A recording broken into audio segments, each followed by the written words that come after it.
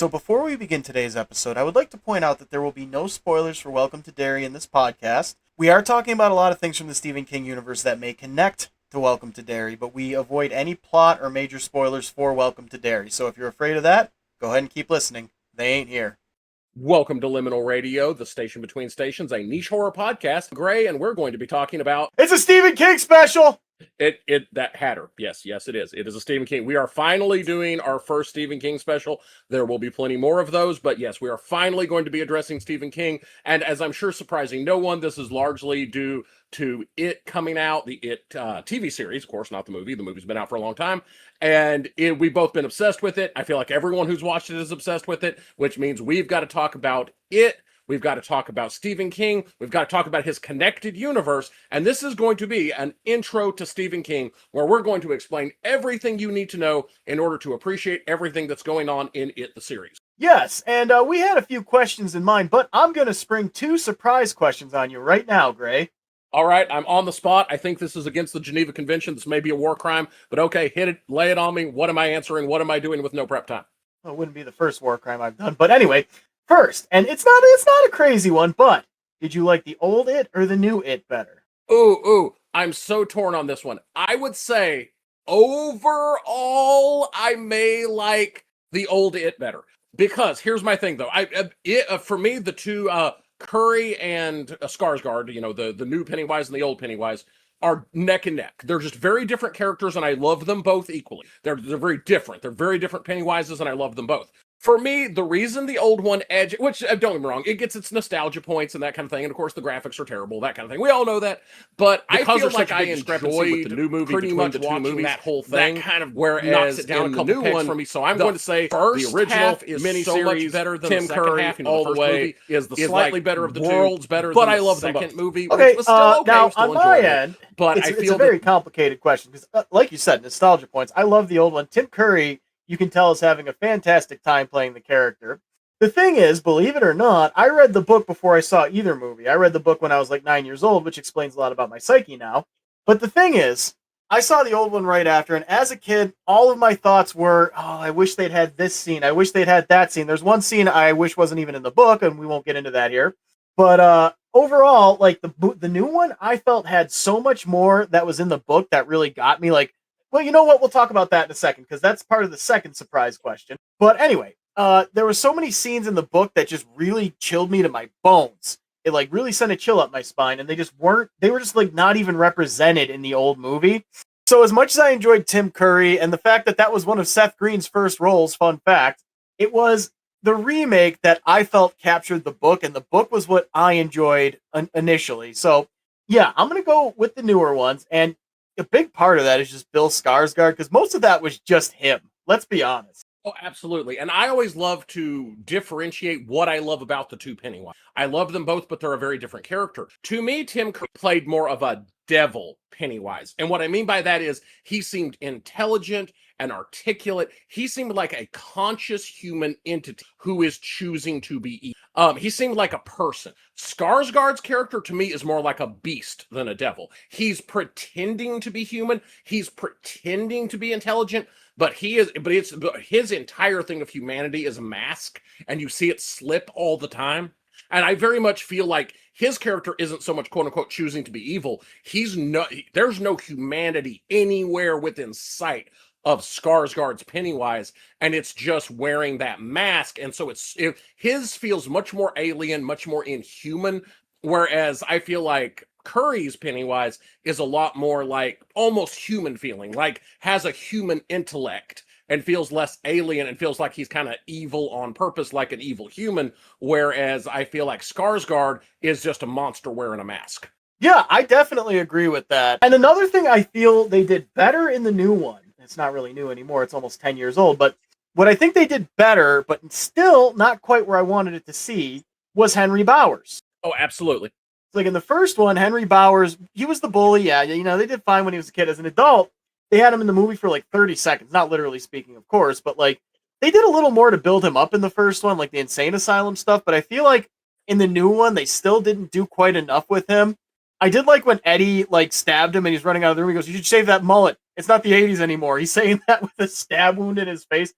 Eddie's the coward of the group, but to me, he almost seemed like one of the strongest of the group despite that, just for that reason. I really love Eddie as a character and how he starts off as the hypochondriac-y character, but that hides how strong he is. And I feel like we get an even better thing of that in the new movie. Now, one thing I will say about the new movie and the old movie that they both have in common is they both do a great job with the kids. Like, I love how they handle the kids in both of them, and they both flub the adults pretty bad. So I feel like both of them do the kids section so much better than the adult section.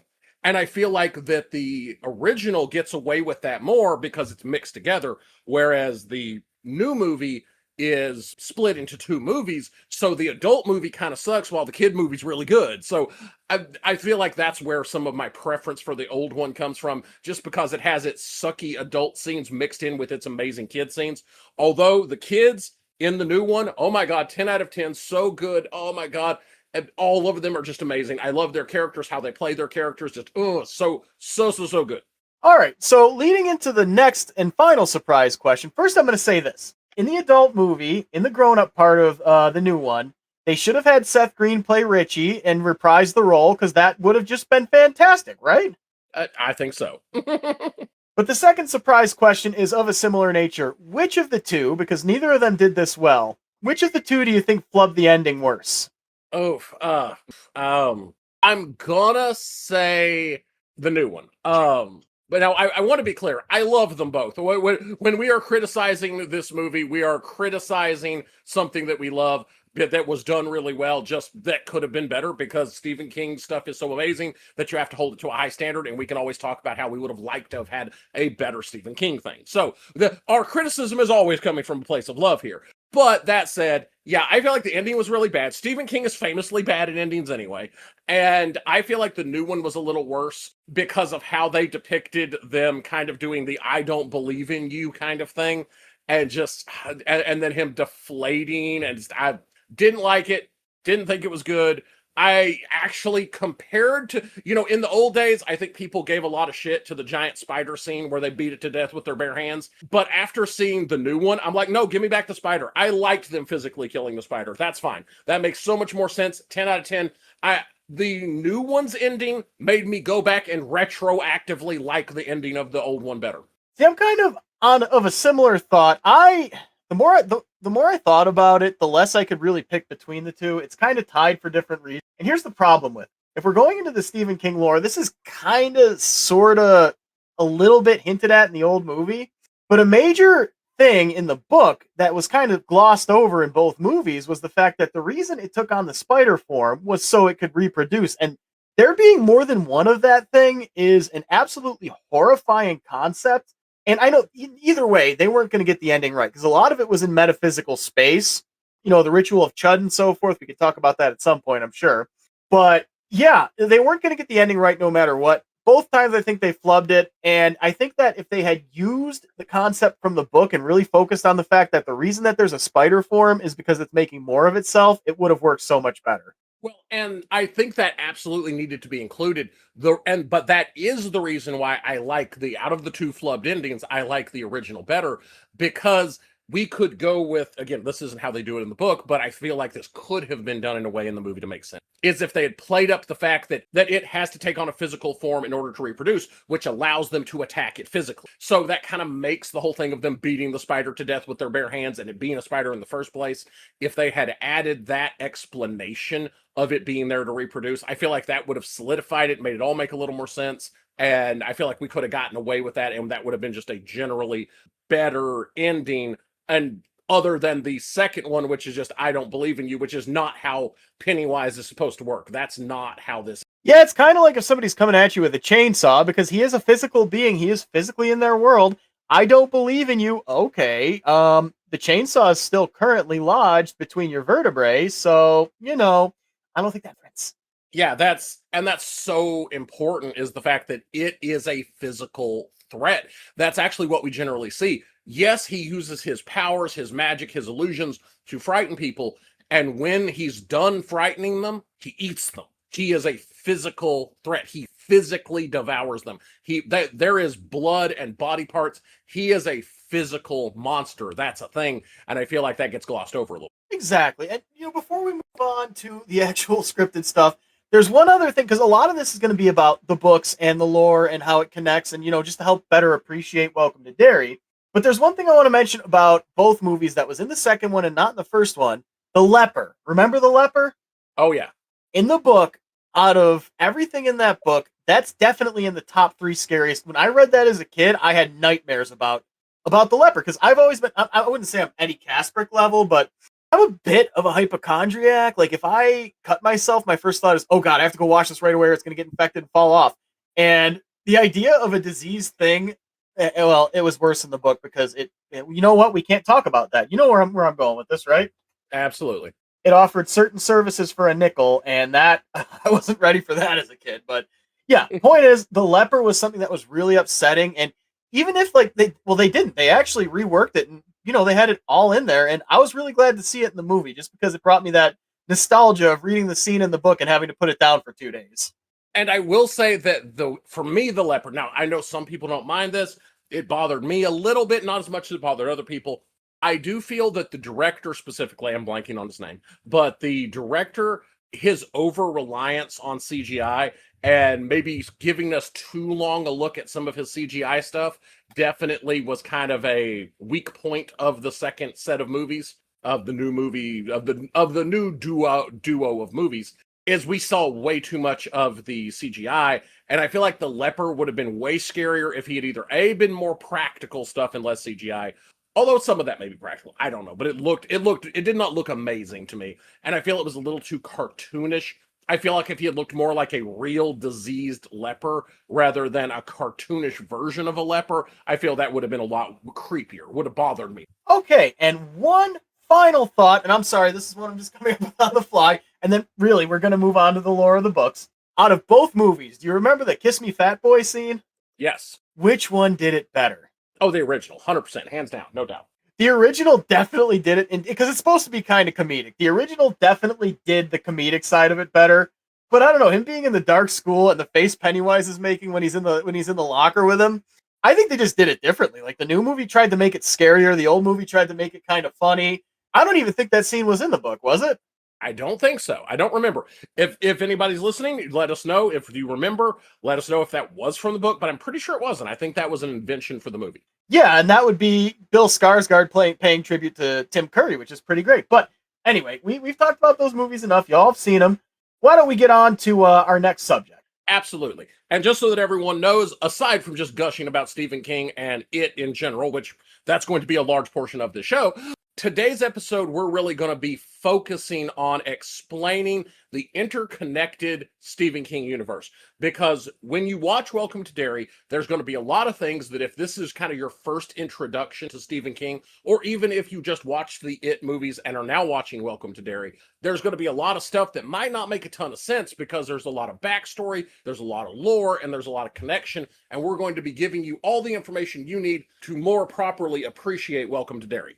Exactly. So I think one of the most important things we really need to mention, and we're going to get into deeper details about this down the line, but we need to explain how important the Dark Tower is. The Dark Tower is Stephen King's interconnecting work. So all of Stephen King's books exist in the same universe as each other. So just so that you know, it's not like Stephen King has like certain series that are connected to each other. They're all connected. Now they're connected on different levels of reality. Think of them as alternate universes. And he explains that as levels of the tower, that being the concept of the Dark Tower. In this case, the Dark Tower is both a physical place. It's also literally describing the universe as stacked realities forming a dark tower, kind of like how Norse mythology has Yggdrasil, the world tree, with different realms being represented at different levels of the tree. Dark Tower is kind of the same thing. Exactly. I always say the Dark Tower, it's the backbone of the Stephen King universe. It's what everything kind of connects to in order to work. And I do want to bring this up. For those of you who like SCP, I can't help but feel that the narrative structure of the SCP universe, they described it as stacking narrative realities. The one on top can write and edit the one below it. They got that from Stephen King, right? You know, I almost want to say that whether they got it from Stephen King or if he and they both got it from other sources, because the idea of narrative reality in which you write stuff, the stories exist in worlds that you create through writing them and that sort of thing, I feel like that's just like this cultural touchstone kind of trope, but it's almost impossible to say who did it first. But I will say that out of every famous interpretation of it, Stephen King is probably the most famous. I would say so too. And there's another concept that connects to the SCP universe with Stephen King, but keep listening if you want to hear that. That's a little later down in the line. So, as was definitely put at the beginning of this episode, it totally wasn't imposed. We did it on purpose ahead of time. I totally assure you. Whatever.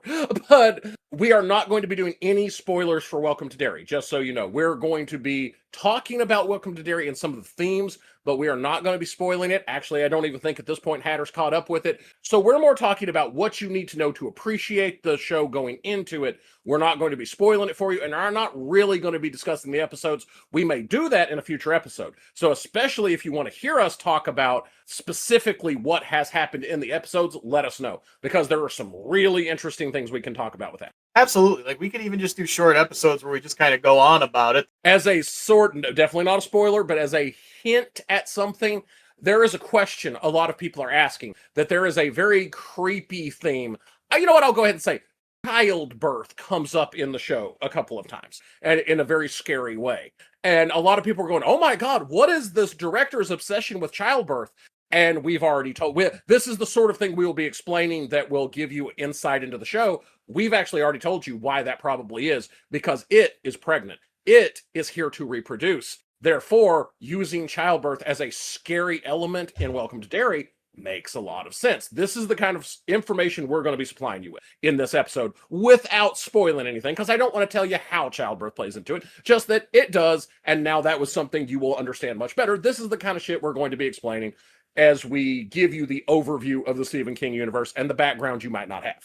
Exactly. So, in short, the Dark Tower is extremely important. And it's going to take us to some beings that, as powerful as people think Pennywise is, there's some that are a little bit stronger. But moving on, the next question we had, Gray, and I'll let you take this one first. What do you think is the scariest thing that appeared in a Stephen King story, movie, whatever? That is a fantastic question, because there are so many answers. It is really scary. The creature from The Outsider, which I won't spoil by saying what that is, they call it the Kukui. The Kukui from The Outsider is really scary with how it works and some of the horrible stuff it does. There are so many scary creatures and beings from Stephen King to choose from. But for me, the scariest one isn't a creature. It's not even a being. It's Todash Darkness, which is the primordial chaos, darkness, blackness, emptiness that is full of the monsters and demons and is the origin of all evil in the Stephen King multiverse. And just that primordial negative is one of the scarier kind of existential things in the Stephen King universe to me. Yeah, and we can actually talk a bit about, just a short bit about that. There'll be more on it later. But this is another thing that connects back to it. That's basically where it lives. It lives out in what they call the macroverse, which is kind of outside of reality, outside of dimensions. And they probably won't say the phrase Todash space or Todash space, however you want to say it, in the series. But know that what you see in the movies, I'm not going to spoil anything for the series because I haven't even seen it yet. But what you see in the movies, these forms, the clown, everything, it's basically an avatar. It's something that it projects here so it can feed, so it can reproduce. The actual the Deadlights, exists out in the macroverse in Todash space. And bringing up the Deadlights, and this is all, again, how everything is all connected, because, of course, there's the Dead Zone that is all about this guy who has seen into the Deadlights, and it gives him the ability to see the future and the dead and all kinds of stuff. The Deadlights are a very big thing, so they're part of it and part of what it does. And there's some question is it the Deadlights? Is it a portal into the Deadlights? And of course, this is the glowing thing that you see. It's dead lights. That's the whole thing of it's like light but dead. Is that a scene into Todash space? Is that a part of Todash space? Is that a true reflection of what the entity it really is? And we don't really have answers to these questions, because one of the things Stephen King does really well is he gives you just enough information to understand enough to be scary, but not so much as to over-explain it to make it not scary anymore. Exactly. Now, for me, just to answer my own question there. The scariest things, strangely, are not the big existential dreads. It's nothing like that. The things that scared me were two things in the Dark Tower. One, you remember lobstrosities? I do. Go ahead and let people know what a lobstrosity is for the people who might not have read that book yet, which of course they show up in the book. Well, do they show up in Gunslinger or do they show up in Drawing of the Three? Which Drawing of the Three is the second book. There are 7 books in the Dark Tower series, beginning with Gunslinger and ending with the Dark Tower. They first show up in Drawing of the Three. He's washed up on the beach, and here's basically what happens. We have Roland, again, he's on a beach, he's very tired, he's been through a lot, and all of a sudden he hears a voice. It says, "Dada chum? Diddy chi?" Which sounds funny until that thing bites his fingers and part of his toes off, and he happens to see it. It's some horrific combination of a scorpion and a lobster with venomous fangs. Did it have a scorpion's tail? Now I don't remember. I don't remember it having a scorpion's tail. I remember it having giant claws. Yeah, and giant claws. And it kind of sounded like it was desperately trying to speak, but all it could do is make sounds like Dada Chuck. And like it sounded like, I guess they described it as sounding kind of like a human voice. Now they're very large. I want to say, from my estimate, from what I saw in the pictures and the descriptions, they're about 3 foot long. And they are horrific. They've got too many legs. And speaking of too many legs, the other thing that really freaked me out, and this is kind of just a small aside, but at one point, Roland is in a basement or something, and he starts describing these spiders that have 16 to 18 legs and stuff like that. And that put an image right in my mind that really just kind of turned my stomach. But I would say it's the lobstrosities for me. Those things just, and those are also toadish creatures, right? Actually, I want to say, or are they just nuclear mutants? I want to say the lobstrosities were native to that world, that they were nuclear mutants, just weird creatures that evolved in that world as it was slowly falling to darkness. That makes sense, because a lot of things that come out of Toadash space tend to be chitinous, spidery creatures. So that's probably why I thought that. But yeah, no, there's a lot of things in the Dark Tower universe. At some point, it's never super clearly expounded upon. At some point, there was a nuclear war, and there's a lot of really mutated things. But yeah, lobstrosities, final answer. Fantastic answer, by the way. And those are the ones that cripple Roland, because an important thing to note, going from the Gunslinger to Drawing of the Three, Roland is the main character. He looks essentially like Clint Eastwood. He is a post-apocalyptic cowboy knight. And kind of a combination, but he's a gunslinger, which are a combination of the Knights of King Arthur and gunslinger cowboys. He uses 6-shooter, fantastic character. And in the Gunslinger, he's essentially a superhero. He's incredibly powerful. He has all these basically superpowers. By the time we get to the Drawing of the Three, he gets injured. He gets fingers chopped off of his main shooting hand. Of course, he can shoot with both hands. And he is dying of a fever and needs antibiotics. And so we go from him being this superhero that can handle almost any physical threat to him being crippled and now having to rely on other people. And he has to build a quartet around him, which a quartet is a group of people bound by fate. We're going to be coming back to that because quartets are very important and very important to it. This does circle back to Welcome to Derry. And one thing I kind of want to mention, there's another thing Roland can't do even at his best, and that is order a sandwich. Do you remember the scene I'm alluding to? I do, but go ahead and let everyone know. So when they go back to like our world, or the normal world, I guess we'll call it, I don't have a better word for it. Eddie tells him, go get some aspirin and ask for, can you say hoagie? And this, what's his name? Roland just starts saying hoogie, hoggy. And the image, the scene in my head, I was sitting there, I was working security at the time. It's kind of a dead job. So I was reading the book and I'm sitting there like cackling because just the image that played out in my head was just Roland, hoogie, hoggy. And another interesting thing, because of course, Roland's world is like ours, but different.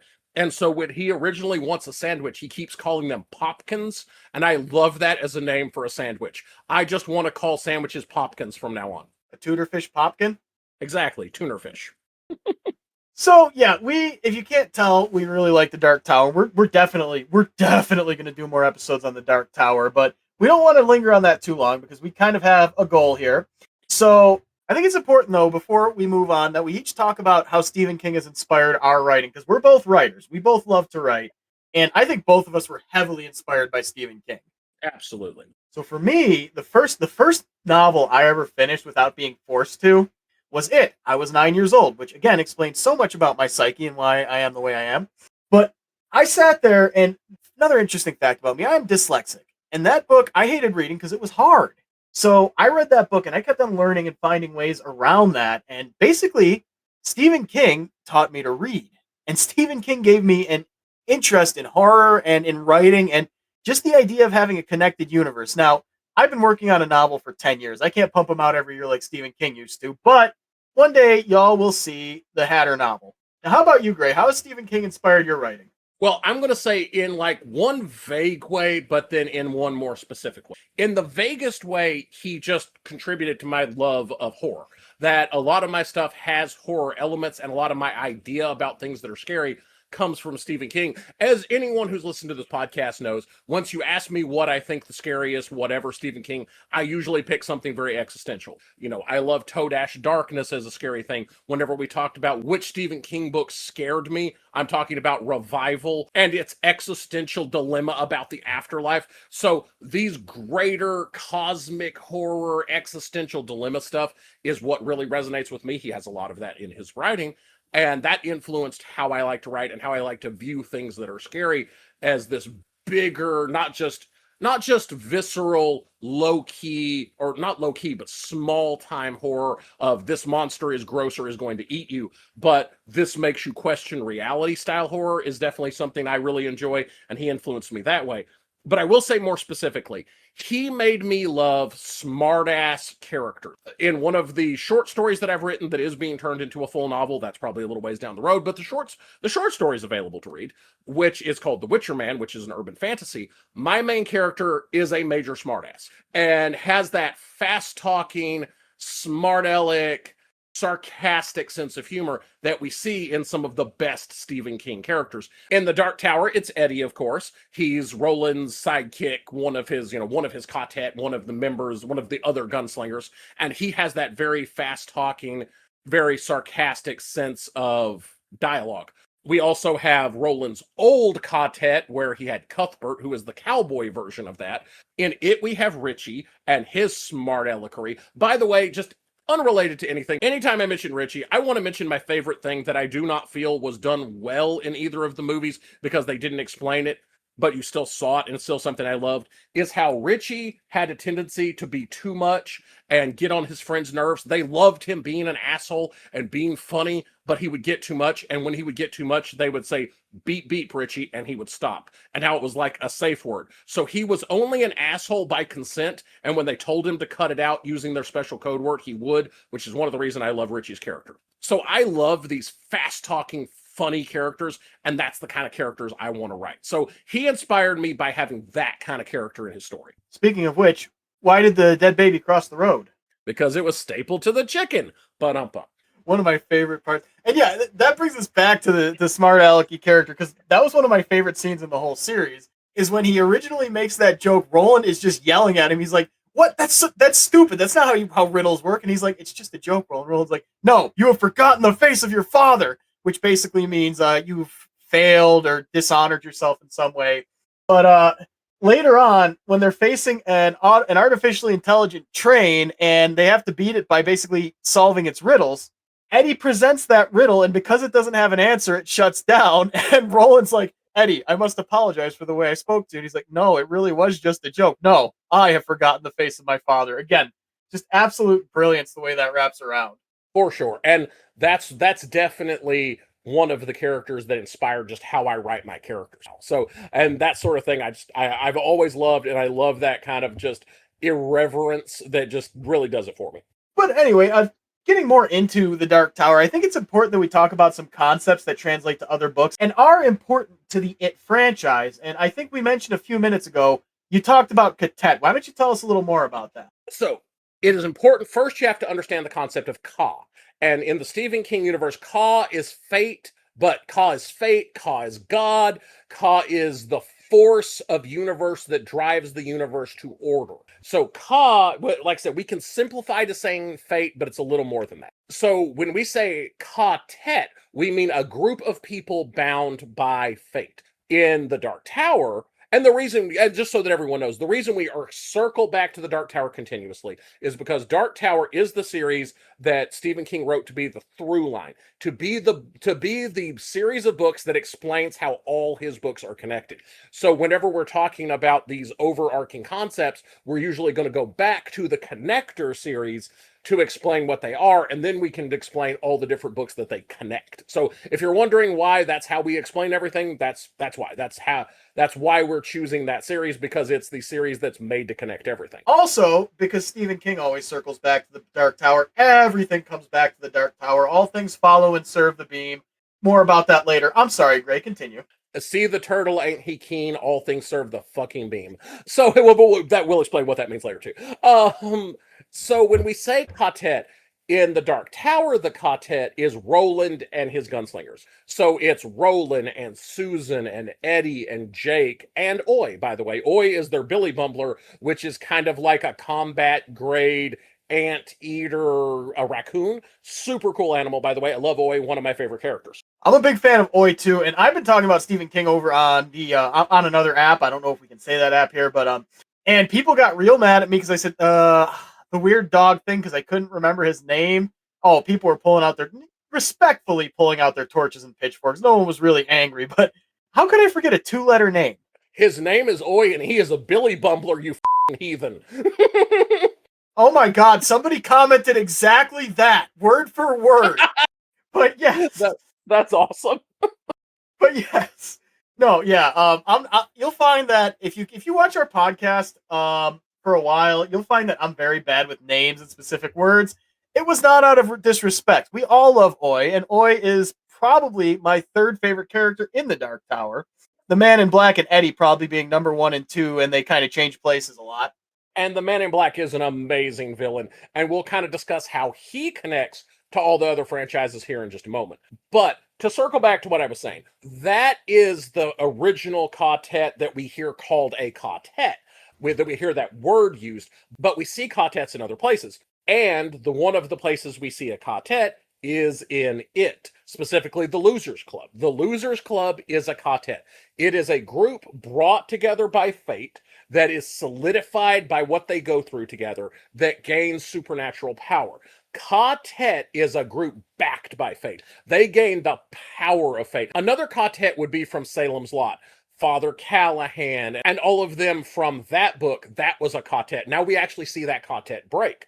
That other book is Salem's Lot, by the way. I'm not sure how we forgot to clarify that. This is Future Matt, by the way. Which is an important thing about quartets. Just because you're part of a quartet doesn't mean you're going to win. Fate doesn't always win. You have to do the right things and keep Ka on your side, because if you break the quartet, if you make a mistake, Ka will abandon you and you will lose. So while being part of a quartet is very powerful and grants you access to some supernatural abilities and just luck and fate being on your side, it's not perfect. It's not a guarantee. It doesn't necessarily mean you're going to win.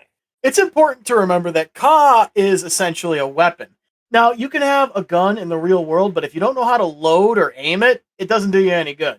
Absolutely. Although, as a quick aside, a pet peeve of mine with Stephen King is I'm not sure he knows that.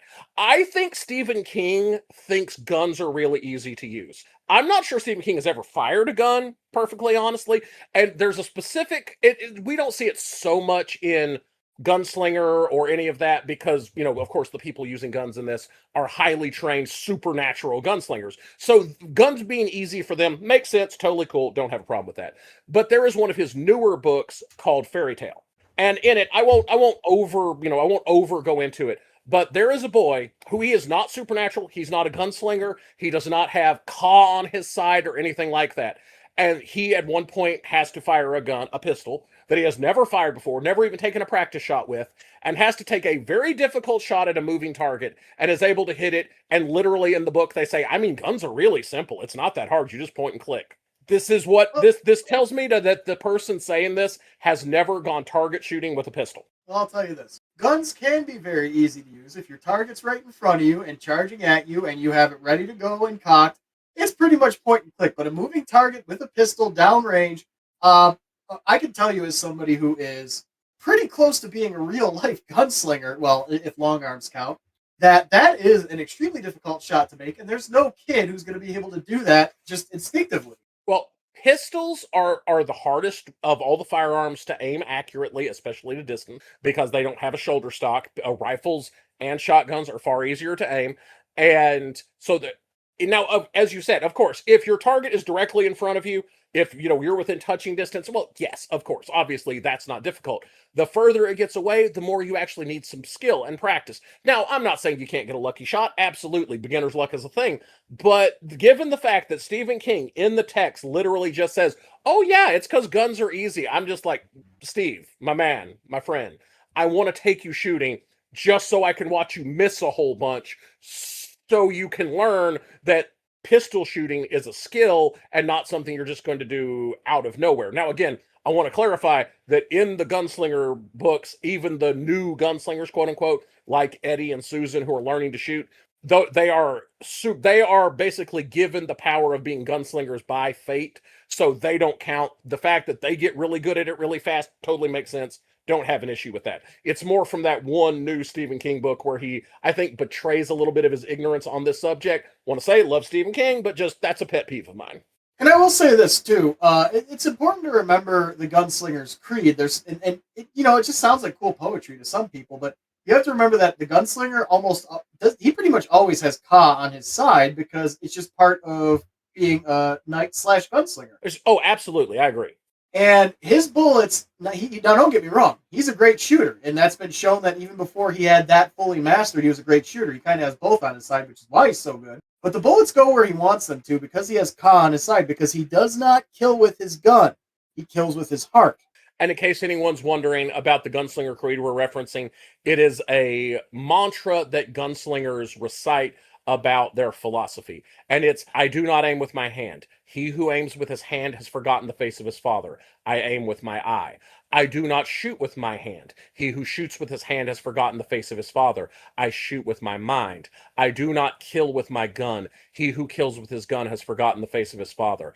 I kill with my heart." And that's really important too, because like as we've been just kind of pointing out here, when a lot of people point out issues with the kids, like they always say that Pennywise, he was beaten by a bunch of kids. No, he was beaten by Ka. The kids were using Ka. Absolutely. They were wielding the power of the Ka-tet. Now, a Ka-tet can be broken, which does happen in it. After, as children, they somewhat defeat it. They drive him back, they wound him, and they send him back into Todash space, but he is not dead, which is why they have to come back to finish the job when they're adults. Now, afterwards, the Ka-tet breaks because their job is done, and they are lost in Todash darkness, unable to come home.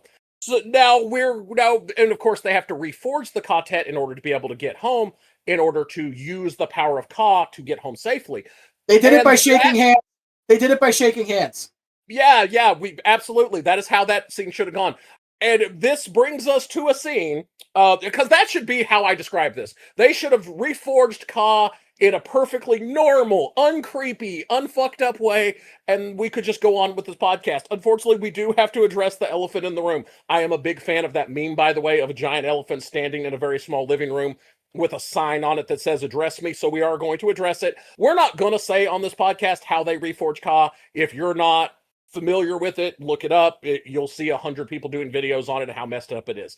I will just say that it's very messed up, and I don't think it was a good call. I don't think we needed to go there. I do understand that it's part of a big theme of it is growing up, and it was something Stephen King had imagined as this is a coming of age growing up kind of thing.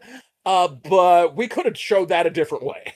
Okay, the wording there I don't love, but yeah, no, the theme is there throughout. Some people say that the scene came up out of nowhere, and it really kind of did, and I'm not defending it, because as somebody who absolutely despises censorship and thinks it ruins art, it ruins history, it ruins everything it touches, that scene does not need to be there.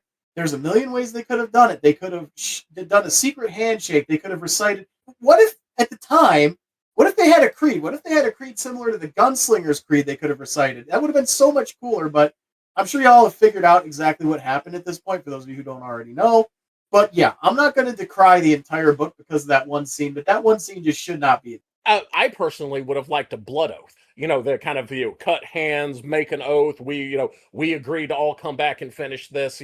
We bind ourselves into a quartet doing the cut your hand and put your hands together, which is even the kind of thing that Stephen King has had in his books of young characters doing previously. So it would have made a lot of sense and not been really creepy. But I do think it's important, just to move past that. We mentioned somebody named the Man in Black earlier, and he is a massive piece of connective tissue in the Stephen King universe. And I would not be shocked if at some point he showed up during the run of Welcome to Derry. I also wouldn't be surprised if he didn't. But yeah, very important character. And of course, the character we're talking about in the Stephen King universe is in a bunch of different places. We're going to talk about him first from the Dark Tower series, because in the first book of the Dark Tower series, the gunslinger, literally he's in the first line. The man in black fled across the desert and the gunslinger followed, which, by the way, is one of the most amazing beginning lines in all of fiction. Tells you exactly what's going on. So the man in black is kind of the antagonist of Roland's story. Now, what's really interesting is he's his own thing. He goes by several different names in that world, including Walter O'Dim and a few others. However, we know him from another Stephen King book, and he is canonically the same character, which is we know him from The Stand, where he is called Randall Flagg. If you're a Stephen King fan, you know who we're talking about with Randall Flagg, and he shows up again and again as these different characters. And he actually has a connection to Lovecraftian mythos, which a lot of Stephen King connects to Lovecraft. Later on in the episode, we are definitely going to talk about the direct Lovecraftian inspirations in his books. But but the Man in Black, Randall Flagg, Walter O'Dim, Walter Paddock, Flagg, as he's known in Eyes of the Dragon, he has about 40 names. He has another name too, and that name is Nyarlathotep. And Nyarlathotep is what he is called in Lovecraftian mythos. Nyarlathotep, however you pronounce it. I don't think anybody knows how you pronounce Lovecraftian stuff. I'm not even sure Lovecraft knew.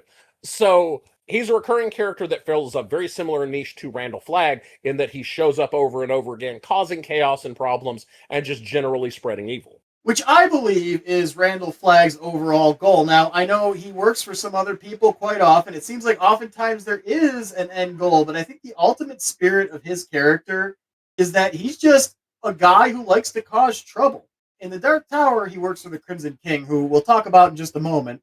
But to me, he feels like a kind of Lucifer-y character, obviously similar to Nyarlathotep, Loki. He's a bringer of chaos. Absolutely. And when we say he has a bunch of names and he shows up in a bunch of different stories, that actually is a good opportunity to talk about how the Dark Tower works, as in literally referring to how it is the organization of Stephen King's world. And we have all these realities stacked on top of each other. Some people travel between these different worlds. That's actually a big theme in a few books like Lisey's story or Talisman, where we see characters literally moving between levels of the tower, so levels of tower equaling realities. But we also see characters like Randall Flagg that don't necessarily move between them. He exists in multiple levels at the same time. So he might be in the level of the tower that is the Stand as Randall Flagg, and at the same time, he is the evil magician advisor in Eyes of the Dragon, who is a very similar character without being exactly the same guy. And at the same time, he is the Man in Black, Walter O'Dim, from the Dark Tower series. And he's all of those things all at once. And that's part of the Dark Tower concept, is you can exist and be different things at different levels of the tower all at the same time. I'm going to say this too. I know a lot of people did not like the Dark Tower movie, and I see a lot of the reasons why they might not have. But are we going to seriously lie to ourselves and not say that, and say that Matthew McConaughey did not perfectly play Walter? Well, he was Walter Paddock in that, but he did not. Are we going to lie and say he did not perfectly play the Man in Black? Absolutely. I loved him, and I loved how he played it. I loved his charisma. He was fantastic as the Man in Black. And one thing I loved was when we actually get to see the fight scene between him and Roland. I loved getting to see how he fought, because he fought like a magician. He fought like a combat street magician. And I adored that. I thought that just looked so incredibly cool. Now, if they were to continue the movies, now, one thing I'm going to say about the movies is, and you mentioned this too, it's easier to like that movie a little more when you think of it as a sequel. Which it absolutely is a sequel, in case anyone's curious. The events of that movie, and they do give you enough hints to make this clear, occur after the events of the Dark Tower series. Now, we're not going to go too deeply into how that's possible, because if you haven't read the Dark Tower series, I would have to synopsize the entire thing to explain why this is possible. But just suffice it to say that the entire story of the Dark Tower is cyclical, and kind of the story happens over and over again. And what we're seeing in the movie is another cycle of the story that happens after the one we read in the books. And as such, it can happen completely differently. So the fact that the movie was very incompatible with the books makes sense, because there is nothing holding that story to unfold that way again. So here's my question. Well, I've got two of them. One's more of a thought, is that the Man in Black kind of took over and this makes it even more like it's a sequel. Again, I'm not going to spoil why, but the fact that the Man in Black kind of takes over the Crimson King's goal really pushes that sequel idea. Again, I'm not going to say why. We're not going to spoil it. Read the books. But here's my question: Do you think Randall Flagg, or you can call him Randall Flagg in that? Do you think Walter O'Dim? What did they call him in the movie? I don't know if they ever call him anything other than just the Man in Black. Well, they call him Walter. I just don't remember which last name they use, because Roland calls him Walter a few times. But anyway, do you think Walter would have been back? Oh, absolutely, 100%. I don't think you can have a Dark Tower movie without putting the Man in Black in it, even probably more than he was in the book. Like, if I'm making a Dark Tower series of movies, he's going to be in every one. Even if he's in the background, even if our main characters don't meet him, he's going to be in the book. They're in the movie.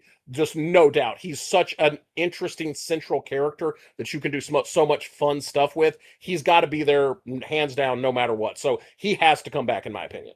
And what I was saying regarding him taking over what the Crimson King's goals, because again, in the books, I think his overall desire was just to cause problems. Now, in the books, the Crimson King wants to tear down the Dark Tower and destroy reality so he can rebuild it in his image. In the movie, I thought this was a really interesting idea, and I think that Walter in the movie was aware of the fact that this was cyclical, and he actually remembers the cycles, because you see him saying all these existential things like, aren't you sick of it? And he's trying to now tear down the Dark Tower because he just wants it all to end. Oh, absolutely. I completely agree. And the existence of the Crimson King is something we'll get to in a minute, too, of how and why he exists. And actually, the first book we read about him in is Insomnia. And Insomnia sets up a lot of the stuff for the Dark Tower even before Gunslinger. So Insomnia establishes a lot of the Dark Tower stuff that the Dark Tower will then use. And I think it is important we talk about the Crimson King because we were saying a lot of people seem to think that, and some people don't understand how powerful it is, whereas some people, I wouldn't say they overestimate its power, but they think it's the most powerful thing in that universe. But there are at least two things that show up in the Dark Tower that are more powerful than it. There's the Crimson King, essentially the devil. His goal is to destroy reality and rebuild it in his image. And there's God, essentially God. It's this creature or this being that created the universe, and he's basically all about creation and life and all that, basically what you think of when you think of God. And the Crimson King is all about destruction, these two opposite forces. And I'm pretty sure both of them completely dwarf it, right? I mean, I remember reading at one point, I don't remember if I read this in a book or in a discussion, but I like to think it's true, that it is directly afraid of the Crimson King. Well, absolutely. I agree with that completely. But here's a way to think about this. And there's a reason why people, and this is why we're doing this episode, by the way, so that people can have a better understanding of it outside of the book of it. Because in the book, even in the book, in the text, we are led to believe that it and the turtle Matuan are equals. And that in the book, it leads you to think that, like, the turtle is the ultimate good and it is the ultimate evil, and they're like a god and the devil kind of thing, that the turtle created the universe and it is the devil, the counter to that. However, we pull back from that, and this is again why we're talking about the Dark Tower. We learn that the turtle Matuan is one of a group of guardians that includes a turtle, a bear, a horse, and a few other creatures. And it's just one of the guardians of the beams. I always say that word very specifically because my mushmouth Texas accent makes it sound really weird when I say beam, but beams, which are these forces of the universe that hold the Dark Tower up. Imagine them as the guy lines that hold up the tower, the structural supports. And so Matuin, the turtle, is just one of these creatures that is then dwarfed by these other greater creatures. So once we know that, once we have a frame of reference for how powerful the turtle is, now we know how powerful it is, because again, we know he is roughly equivalent and counter to the turtle. So that means things like the Crimson King are way more powerful than it, because Gon is way more powerful than the turtle, because Gon is what actually created the universe. Gon spun the universe forth from his navel. Now, at first, you're led to believe Gon is Stephen King, the writer of the universe. But once we actually get to meet Stephen King in the Dark Tower, which we do, by the way, because in Stephen King's universe, our universe is part of the Dark Tower. We all exist in his universe. We're just one level of the tower. Stephen King exists in his own book, including talking about when I was young, I thought I was Gan, and now I realize I'm just a vessel for Gon. Yeah, just side note, I really enjoyed Stephen King showing up and seeing his characters. It just made me laugh. I also felt like that was actually a very mature and humble interpretation of writing yourself into your own book. So I feel like he did a good job with that, because writing yourself into your own book can very easily become an exercise in narcissism, and I feel like he avoided doing that. Absolutely. And I mentioned that I'm working on some stuff too, and there's a bit of that in my book, but it's a little different. We want to stick with Stephen King for now. But the most interesting idea of that is the idea that it kind of gives you this image of a world that is not just a fictional world, it is connected to ours. And that the fact that he spun our world into that world, I just really love it. Oh, absolutely. And because we mentioned it, I do want to give a brief thing on Insomnia and how that established the Dark Tower, because that's actually relevant to the Crimson King and who he is and how he relates to the other worlds. In Insomnia, we have a main character who, develops insomnia, and as such, he begins to be able to see invisible things beyond our world. One of the first things he is able to see is people's auras, which lets him know when they're going to die and things going on with them. And he also starts being able to see these entities that he calls little bald doctors. And these are these little alien-looking humanoids that go around cutting the threads, which part of your aura is this thread that leads up from your head, kind of like a balloon string. And they cut them, and then that results in who's going to die. And there are essentially good little ball doctors and evil little ball doctors, the ones that serve chaos and the ones that serve order. So there's ones going around trying to do things to promote order, and there's ones going around to serve chaos. And so we established that in this world, and they move up and down through the tower, and that's where they establish the levels of reality in the tower, and they exist on a slightly different level that he's able to see. And that's when we find out that the Chaos Little Ball Doctors work for the Crimson King, and he is an agent of chaos, trying to sow chaos and bring down the tower. That's actually where we learn about him and what his job is. Now, of course, we're talking about the greater themes in Stephen King books that pertain to it, and the one we have to talk about the most is that it is not unique, it is not alone. It is a type of creature that we actually see a couple of times in Stephen King books. Again, this goes back to, in its own book, it's depicted as like the devil. It's like the most powerful force in the universe. But when we pull back and look at the rest of his works, it's one of several of a type of creature. Now, the way it works is of course, the titular it, works by, it feeds on fear. So it tries to make someone afraid, it feeds on that energy, and then it physically eats them. We don't know what part of that fuels it in what way. That's never discussed, and that's not really important. But it feeds on fear. That is what it feeds on. The thing is, we see several other creatures throughout Stephen King's stories that are shapeshifters like it, and they feed on emotions, but they feed on different emotions. In the Dark Tower series, we see a creature that Roland calls a Dandello. And this feeds on laughter and basically makes people laugh themselves to death before it kills them. Now, it tries to kill Roland and his quartet. It fails, and they manage to at least drive it away or kill it. We're unclear. But it is a similar creature to it. Now, we don't know if Dandello is the name of the whole race or just the ones that feed off laughter. So occasionally you might hear someone say that if they're doing the little known fact, did you know about the Stephen King universe? They might say, did you know that it is actually a Dandello? but we don't know if that's really accurate because we don't know if that word is meant to describe all members of its species or only the ones that feed off laughter. So that's a little bit of I wouldn't necessarily say confidently it's a Dandello. I will say maybe that is the name for its species. We also see a different one of this species that is maybe Dandellos in a book called The Outsider. And in The Outsider, again, we see a shape-shifting creature that in that book is called the Kukui. And which, of course, Kukui, anybody who's not from Texas and doesn't grow up with a lot of Spanish-speaking culture, is basically the Spanish word for boogeyman. The Kukui is the specifically boogeyman from Mexico. So they call him the Kukui in Spanish, or the Kukui, which is the boogeyman in Spanish. But he feeds not on fear, but on sorrow. So he commits these horrible crimes, pins them on someone else, and then as the whole community just has this sorrow over the loss and then the unjust punishment and does all this different stuff, he feeds on that. So we get to see yet another maybe Dandello.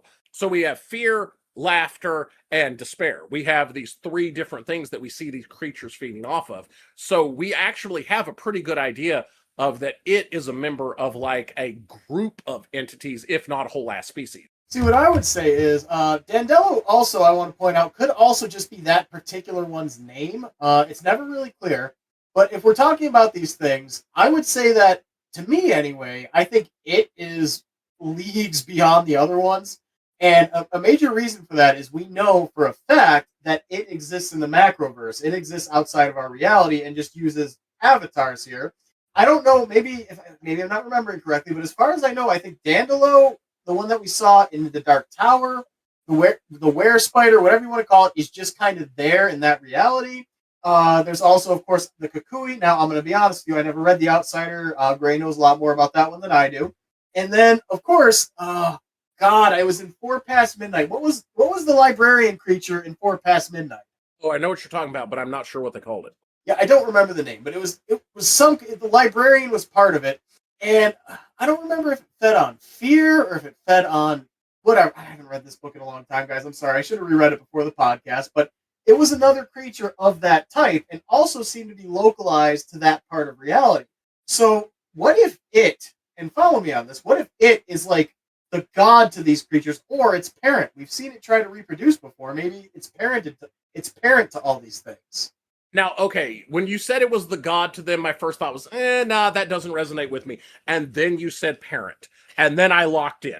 Because I'm like, okay, no, I freaking love that. What if we have different level? Because we definitely do see, like, the Dandello definitely seems very less powerful. Like, it's not that hard for Roland and his quartet to take out the Dandello.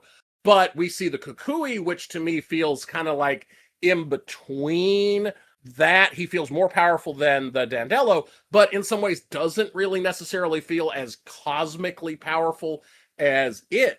And so what if what we're looking at is age? What if what we're looking at is the life cycle and it is a fully mature whatever the hell this is? It is a grown-up mother blank, which, by the way, for anyone curious, canonically, it is female.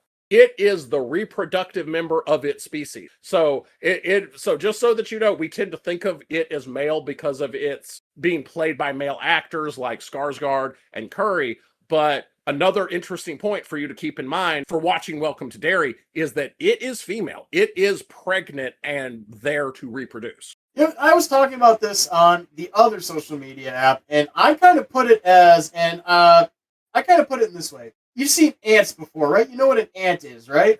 Of course. So if you think about ants, there are a lot of different types of ants, but they're still all ants. So you have little black picnic ants that just kind of, chew on your food and don't really cause any problems. You go a step up, you got fire ants, which, can be quite painful, but not ruin your day, not ruin your whole week painful. And there are different levels of this, of course. Wasps are types of ants in a way too, but go all the way up to the bullet ants. I think it's kind of like that. The Dandelo, the librarian, the Kukui. The Kukui might be more of, a velvet ant maybe. Dandelo might be a fire ant, and it would be a bullet ant. I like that. I like that idea too. I think that's really cool. I'm actually kind of locking in on the parent-child thing though. So them being different related species, I do like.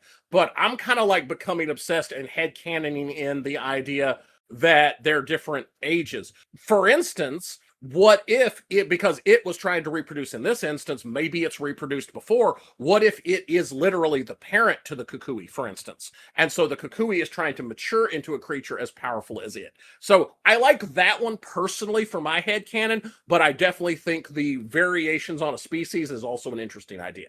And there was a point where Stephen King was talking about Dandelo and saying, the discussion was, is it the same species? And Stephen King was never quite clear on it. Stephen King said something like, it's probably the same species, and maybe, possibly, it is Dandelo's parent, but I don't know for sure. And that's one thing I really love about the way Stephen King writes, is that he's just as much a part of it as we are sometimes. When he writes, he's got these ideas and stuff, but he's willing to say, it's like he exists in that world. He can't fully understand everything, and it really lends more credence to the idea of him being a channeler for Gon.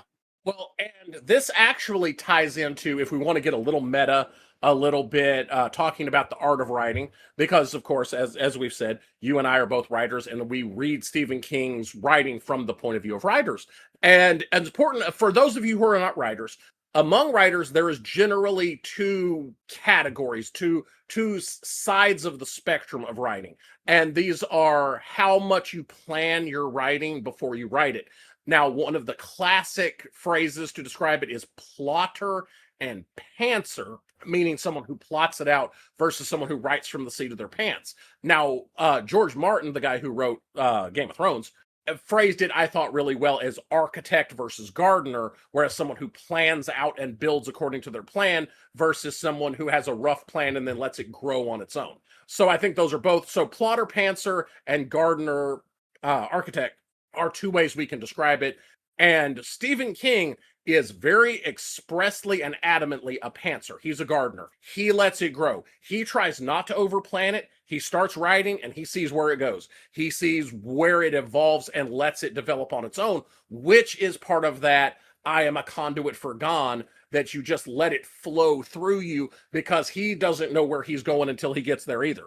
Yeah, that's me too. But which makes sense because he inspired me to write.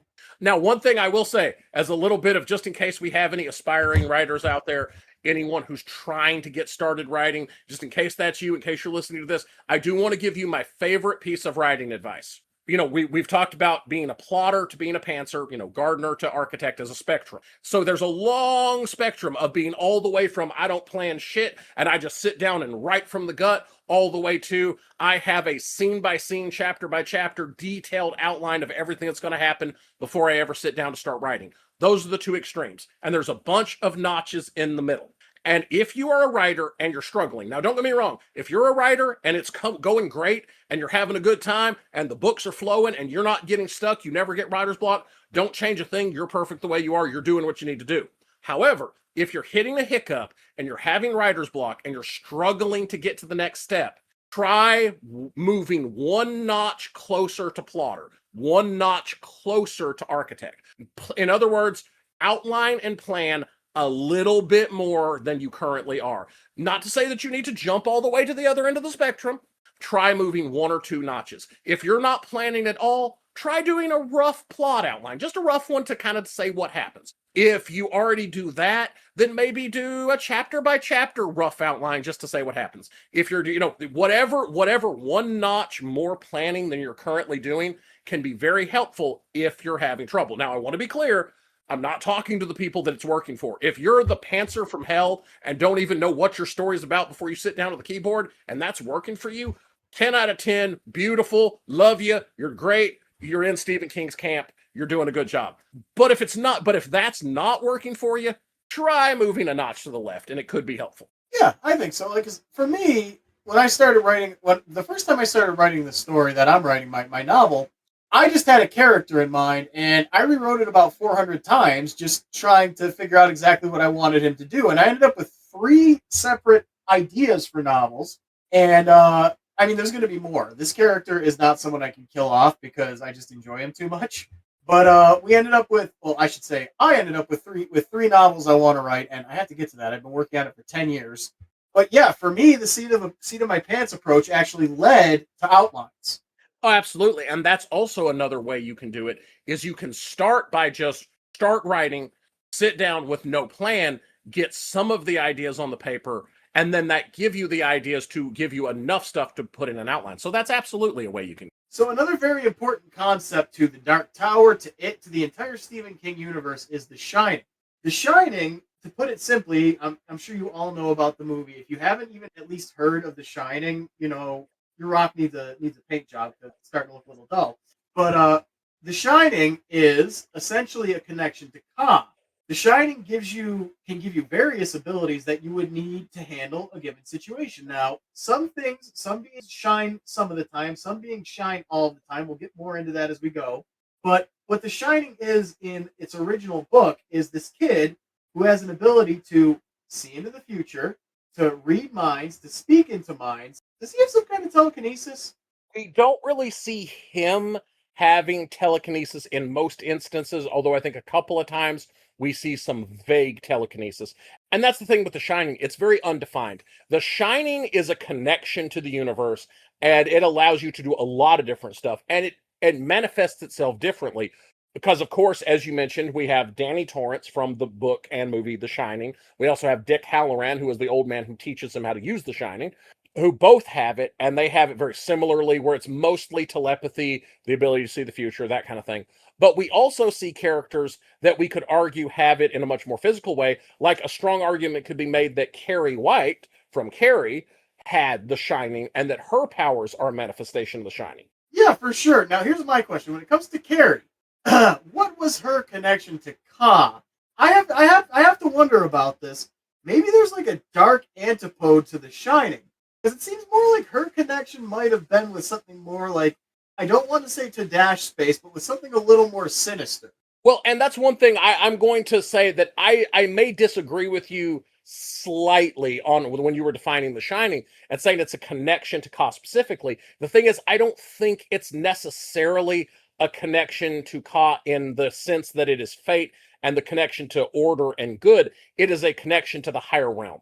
It is a connection to power. I feel like more The Shining is a generic power. And here's one of the reasons I believe that's true. Because in the Dark Tower series, we see the breakers. Now, we mentioned the beams before, which are the invisible energy forces that hold up the tower. Well, the forces of evil gather a bunch of people with The Shining together, and they start having them break the beams in order to destroy the universe. So they're using their Shining to break the beams and destroy the world. And I don't feel like if that was a direct expression of Ka, they wouldn't be able to do that. So I feel more that The Shining is you accessing power, but not necessarily in a pure way. It's just power. Now, I would say what you're describing as being able to access Ka is a different related thing that we see called the White. The White is a lot like The Shining, except it is more directly related to Ka, and it is an expression of good and order. Well, that makes sense. So that still leaves us with the question, though. What did Carrie connect to? I mean, we have the Prim, which is a chaotic reality, but it's from where all things come from, so I wouldn't think it was that. I wouldn't say it was Todash, the opposite to the Prim. We'll talk a bit more about the Prim in a few minutes, because I realize that we haven't yet. But what is Carrie connecting to exactly? Because it seems like, for example, with Danny, for example, being able to see the future, that seems like it does come with Ka, because Ka would be fate and things like that. And it seems like the kids from it, and the adults too, also kind of connect to Ka. What is Carrie connecting? That's a really good question, and I feel like her shine is almost more like Danny Torrance's, because as you said, he's connecting to it through fate and being able to see the future, but he also has ones that have nothing to do with that. So I don't know. To me, it's hers is a part of Ka. I don't know that she's necessarily connecting to a greater of Ka of fate or whatever. I think she's just connecting to the ability to manipulate reality. In a way, actually, you said you don't feel like she's connecting to the Prim. Actually, I kind of feel like she does, and that the Prim is a little different than the White, because the White, it definitely has opinions. The White has a sense of morality. I don't know that the Prim does. And because we're discussing the Prim, let's do a quick aside to let people know. The short answer is the Prim is the opposite of Todash Darkness, where Todash darkness is the primordial darkness. Prim is the primordial light and is the source of all creation. That being said, it is not uncomplicatedly good. It can create things that are not necessarily good. They're just light. They are positive energy, whereas Todash darkness is negative energy. But as anyone who has ever been electrocuted can tell you, positive energy is not better. It still shocks you. Oh yeah, speaking of things it created, didn't it create a good friend of ours in a town called Salem's Lot? Absolutely. Salem's Lot is amazing, first of all, and pertains massively to what we're talking about here. Now, the reason this, what Hatter's hinting at that relates to Todash Darkness is many evil, cool creatures have crawled out of Todash Darkness. One of those creatures were these worm god things that crawled out of Todash Darkness, and through a process that we never really get to see firsthand, turned into vampires. So the Type 1 master vampires in Stephen King's universe come from Todash Darkness, and one of the really cool versions of a Type 1 master vampire we see is the main vampire in Salem's Lot, which of course is the vampire Barlow. Fantastic character, one of my favorite vampires in fiction. Just he's such a cool character, and we get to see his interaction with the quartet that's trying to fight him. And we get to see the white. We actually see them wielding the white, which is kind of the more sentient force of good, this primal force of light and positivity that the heroes start using to fight him. Although ultimately we see again what happens when a quartet breaks, because we actually see them fail. And that's how, and we can connect that back to the Dark Tower too, because isn't that how Father Callahan found his way into the Dark Tower world? Absolutely, because just as a quick aside, and I'm going to tell you everyone the story because it's one of my favorite scenes. I love the scene. So you're going to hear about it. It also explains the white and how it works. Because we have the vampire Barlow, who is a being of chaos and darkness. He is originally from Todash space. He has one of the main characters, a young boy, held captive. So Callahan and his quartet, his other vampire hunters, go to get him. The thing is, right now, Callahan has rediscovered his faith and he is burning with the white. He has a crucifix in his hand and this thing looks like it is on white fire. At one point, he uses it to melt the lock off a door. He is unstoppable, just powered by the white. And we see the white expressed this way multiple times in Stephen King stories. There's also a version of this in Needful Things.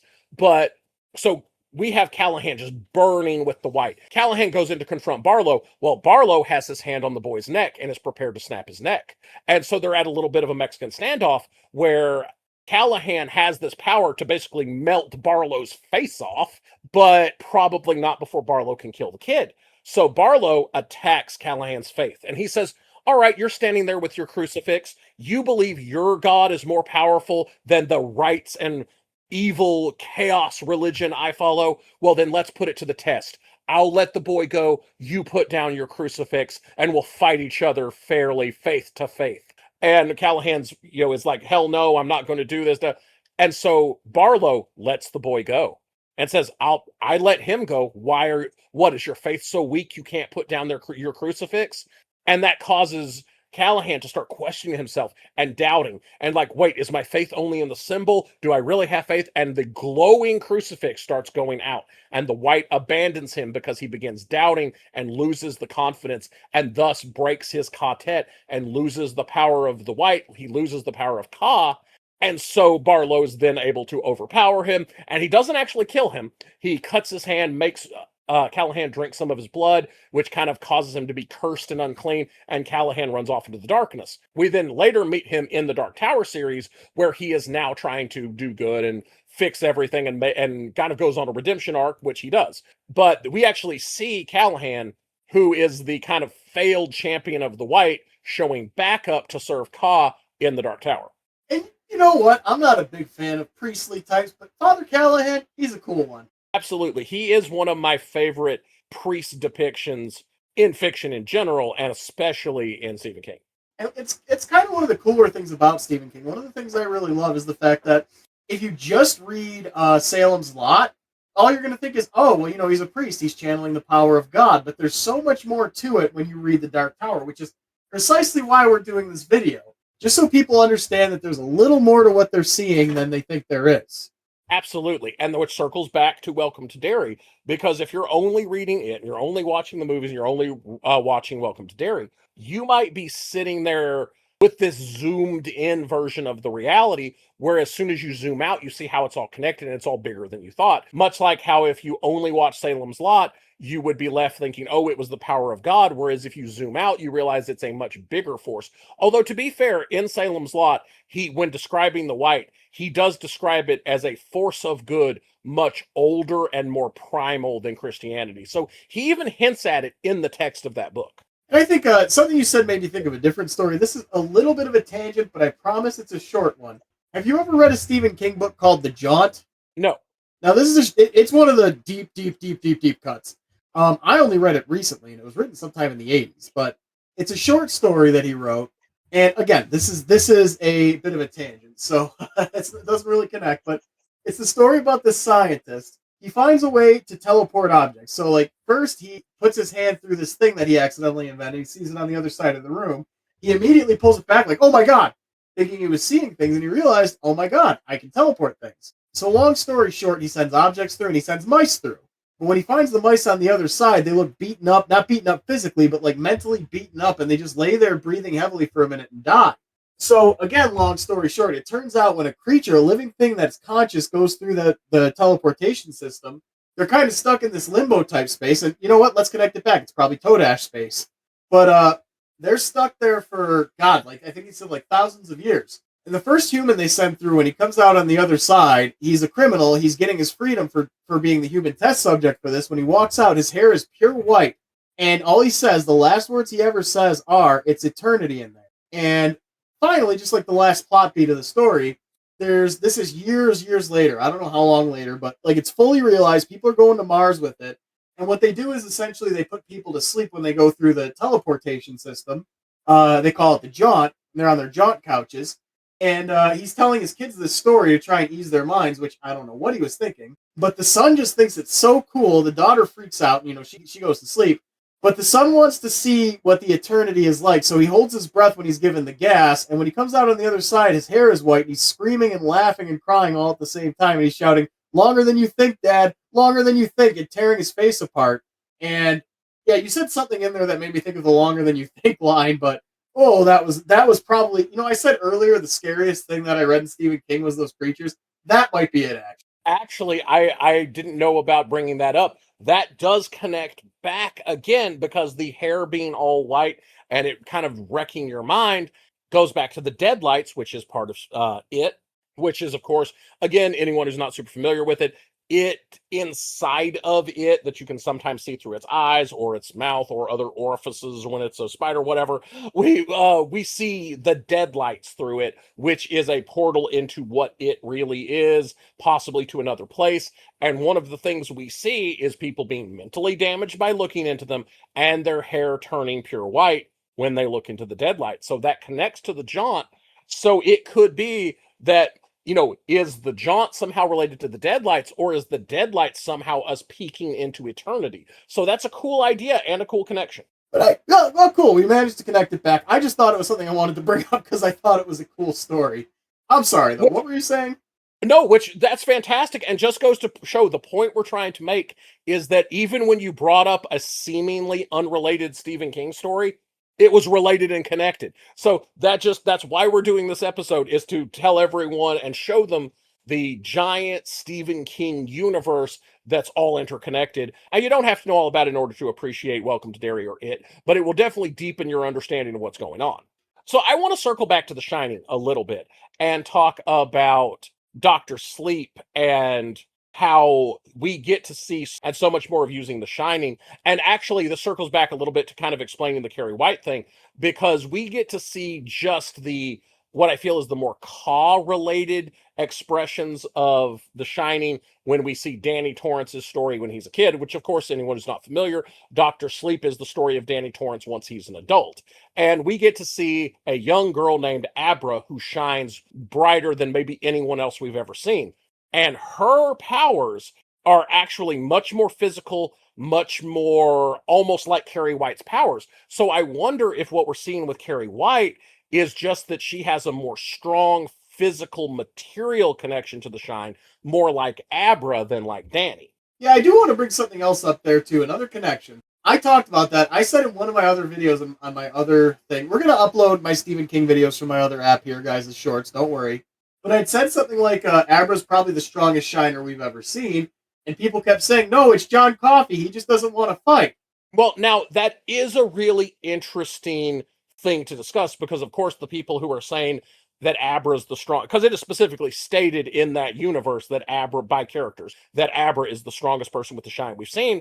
But those people don't know about John Coffey. You know, they didn't meet John Coffey, so they don't know how powerful he was. Now, when we look at how John Coffey shines, I think it's hard to say if he's stronger than her because his shine expresses itself so differently. Hers expresses itself very physically, mentally too, but also very physically, as in like she can make things float and fly around, and much again like Carrie has a very physical aspect.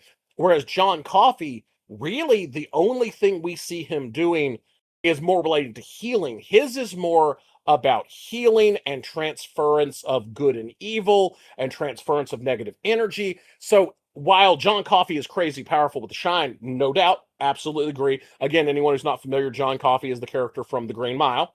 Played in the movie, by the way, by Michael Clark Duncan, who is one of my favorite actors and is one of the actors I miss the most because there are so many characters I still want to see him play. So I love that actor.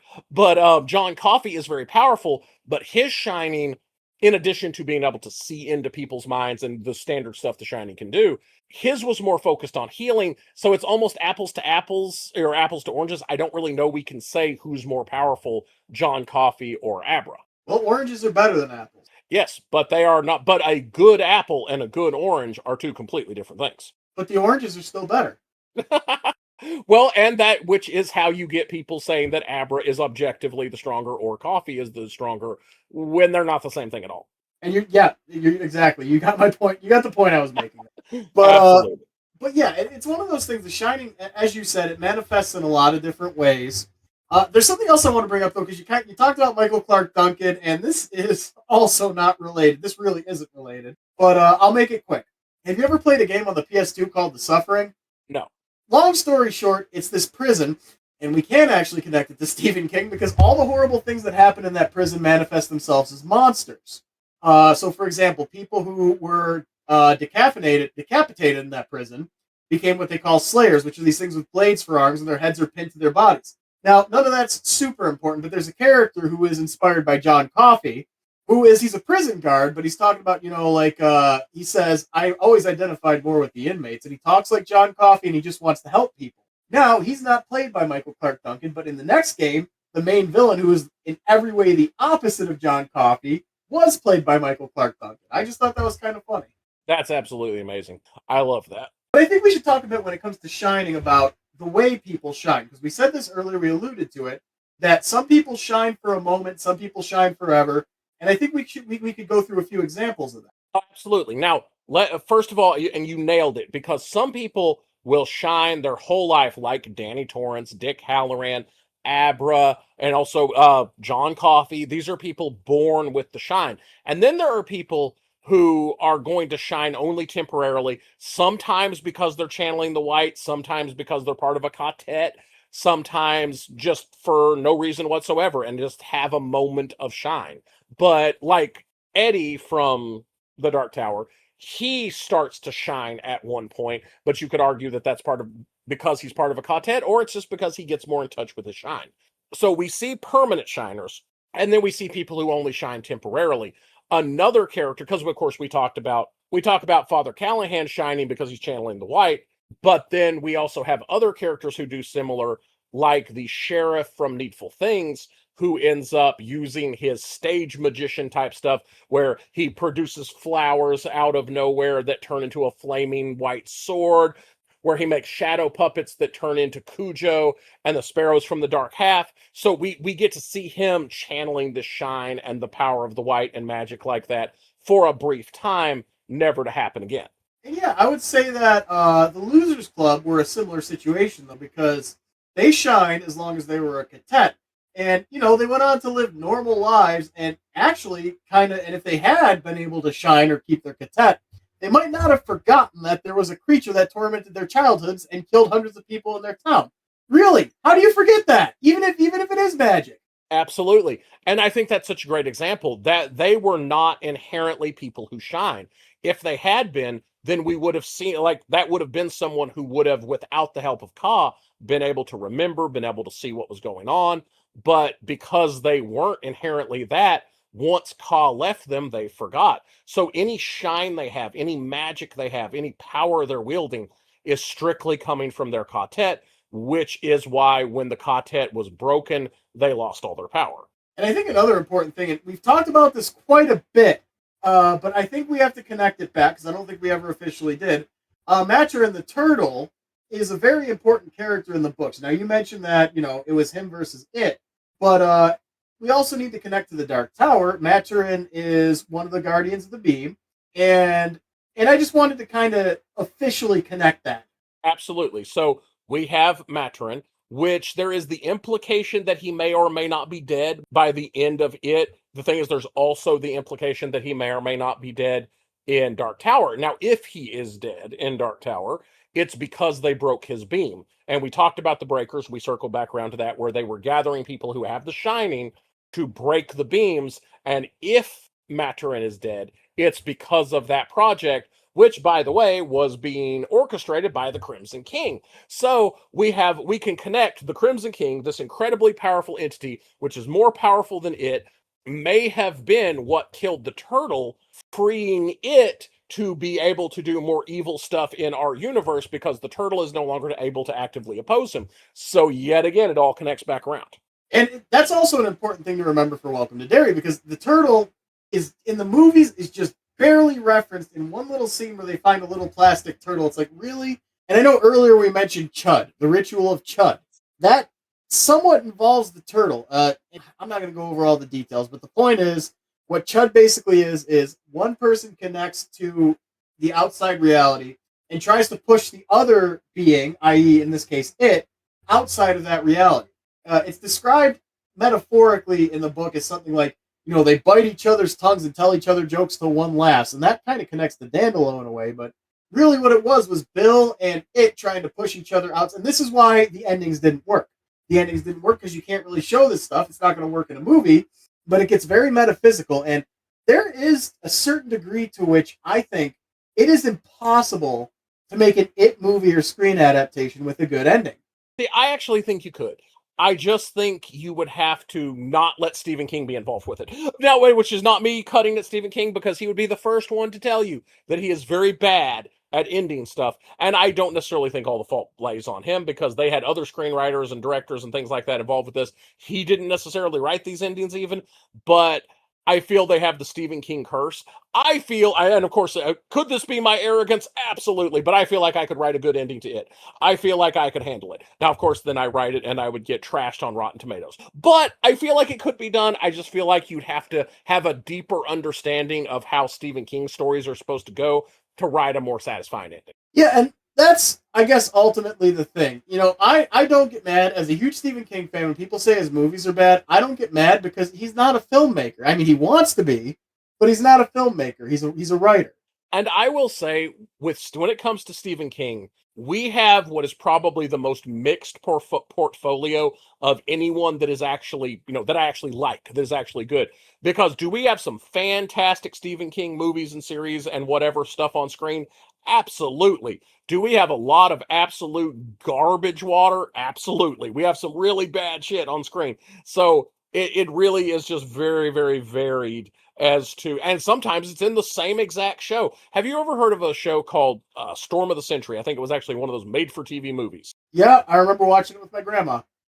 And I want to say I love it because I enjoyed it. It was however many hours it was. I really, really loved about 30 minutes of it. There were 30 minutes stretched out throughout that entire thing that had some of my most favorite moments in cinema in it. And then the rest of it was horrible. But it had some really good stuff in it. And I used to always joke, by the way, that for a Stephen King book, when you're reading the book, you suffer through most of the book for the last 5 pages, which will change your life. Yeah, pretty much. Now, here's my question about Storm of the Century. The villain in that, again, I watched this with my grandma. This was a long time ago. I don't remember it super well. What was the villain in that movie? I mean, I know what he is. He's like some kind of magical thing that needs a successor. But what is he? Well, the simple answer is he's a demon, of course. He is Andre Lenoge. His name is Legion. The implication is he is the demon described in the Bible that Jesus cast into a herd of pigs. So the short answer is he's a demon. The longer answer, I think, in the Stephen King universe is he is some kind of servant of chaos. He's some kind of Todash demon. He might be related to like the low men or the other servants of darkness and chaos. So I feel like he's a creature kind of maybe a little bit like Randall Flagg. You see, that was my thought, is because again, I don't remember it very well. My thought is, was he Randall Flagg? Is he another face of Randall Flagg? See, and I didn't get the impression he was Randall Flagg. I got the impression he was like another Randall Flagg. Like Lenoge and Flagg might meet up and have a beer and talk about all the horrible things they've done recently. I viewed him as like Randall Flagg, but like much in the same way that the Dandelo is like it. Lenoge is like Randall Flagg. They're of it. What if Lenoge and Randall Flagg are of similar species? And that brings me to another one. Oh God, I don't remember which collection this was in. God, I don't even know. The Fair Trade, something like that. Do you know the story I'm talking about? Unless you're talking about Needful Things, no, I don't know which one you're talking about. No, it was a similar idea though. Oh no, I do know. No, I do. Oh my God, I just remembered. Yes, no, I know exactly what you're talking about. Where the guy trades people what they want, and it's kind of a deal with the devil situation. Yes, no, I know exactly the short story you're talking about. Yeah, and he meets up with this guy, and he says, he has cancer and he's dying. The guy gives him 15 more healthy years where he's perfectly healthy, but his neighbor, who is like this I have everything type guy, he's kind of like the Flanders to his Simpson, is going to lose everything, and he does, and it's horrific. But the character's name is Elvid, and briefly he's described as being bald and having sharp teeth, which I believe Walter O'Dim, one of Randall Flagg's selves, was described like that. Is Elvid Randall Flagg? See, I actually don't think he is. I think because of course there's the tendency as Stephen King fans, we want everyone to be Randall Flagg. And don't get me wrong, maybe he is. Maybe that was Stephen King's interpretation. In my mind, though, when I hear him described, he seems more like Gaunt from Needful Things. And Needful Things, Needful Things Gaunt, who sets up the shop where he sells people things that is what they want, but it ruins their life. I feel he's a different entity. And the more we've talked about this is actually something I haven't thought about. I actually wonder if we have Flagg, but we have these entities that are a bit like Flagg, almost, again, like how we have the Kukui and the Dandelo relate to it. I wonder if we have Gaunt and Elvid and Lenoge who relate to Randall Flagg in the same way, including maybe they're a slightly lesser version of him. Yeah, I could see that. And what I really liked about that story was just that. The Needful Things idea, where a Needful Things, it ruins their life. It doesn't ruin his life. At the end of the story, the guy is perfectly happy. Like, I mean, he has like this tinge of regret he mentions. He's like, you know what? Fine. Hey, I get to live another 15 years. Screw the guy. Yeah, and that was the scariest thing to me. Oh, and that being the horror of it is that, nope, deal. No, that's totally good. And of course, you could argue that that is the trading of your soul, that because it didn't bother him, he had screwed himself because he had done this evil thing. So we could argue that the cost is that. Actually, I want to very, very briefly, this is again another aside, but there is a Stephen King short story called Riding the Bullet. And I'm going to give the super short thing. Guy is hitchhiking to go see his sick mother in the hospital, gets picked up by a guy that he finds out is dead, is offered the deal that, hey, I'm going to take one of you tonight, so either your mother has to die or you're going to die. And in a moment of panic and weakness, he chooses for his mother to die. And then once the guy lets him out, he gets out and then realizes his mother never dies. It was all just a test. The only punishment was to find out that when pressed, he would pick his own life over his mother's. That was his punishment. Just to know mother doesn't die. She gets better and everything's fine. His punishment is to know what kind of man he is, and that's his only punishment. And I loved that. Yeah, I believe that one's name was George Staub. The name of the of the Randall Flagg type character in that one. I could be wrong. That's exactly the name I remember. and technically, he was just a dead teenager, dead greaser, because Stephen King's obsessed with greasers for some reason, who specifically did say he was offering this deal on someone else's behalf. So that could have been Randall Flagg, or it could have been one of our Randall Flagg-esque characters. Could have been a Gaunt or an Elvid or a Lenoge or someone like that. So I find that really interesting. I think we need a name for these creatures. Listeners, let us know if you have an idea for a character, for the type of creature we see in Stephen King, where it's the man in black, it's these agents of chaos, these faces of Nyarlathotep. What do we want to call these guys? If you have any ideas, let us know. And if nobody comes up with anything, I'm just going to call them devils. Absolutely. These are the Stephen King devils. I 100% agree with that. But we have kind of gone on, really a tangent there, but we've been going on about this stuff for quite a while now. I know we wanted to talk about a few connections to Lovecraft and a few other novels that we just kind of wanted to bring up. So, yeah, do you have anything else you want to say on this particular note? No, absolutely. Let's move along. Okay, so I think we could just go into the King to Lovecraft comparisons, because that's gonna be pretty quick. Agreed, totally. So we start with, and we already mentioned this, the Man in Black is Nyarlathotep. It's one for one the same character. Stephen King himself has confirmed that character is Nyarlathotep. And I do love that him not saying it's my version of Nyarlathotep, it's my interpretation of it. No, he specifically says that in his world, they both exist and they are the same character. So I find that fascinating. I love that by expression must exist in Stephen King's world. So I find that really fun. Or perhaps they are just these things and just looking at them through a different lens.